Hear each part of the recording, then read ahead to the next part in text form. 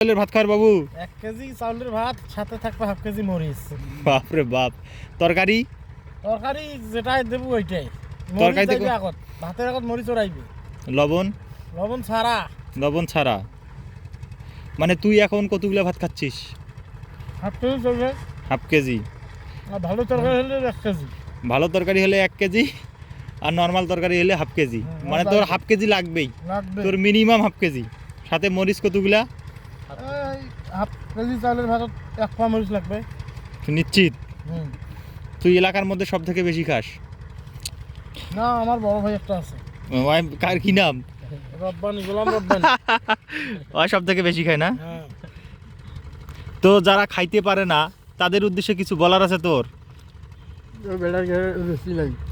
Filter দাম লাগছে, filter. যারা খাইতে পারে না তাদের ফিল্টার জাম লাগছে, ওদের কি করা উচিত এখন?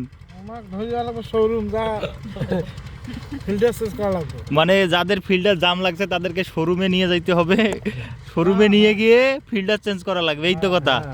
আহ, তোর বউ তো তোকে অনেক ভালোবাসে তাই না? ভালো মানে খুব বাসে? ওর উপর আর হয় না, হ্যাঁ, ওর উপর আর হয় না। আচ্ছা ঠিক আছে।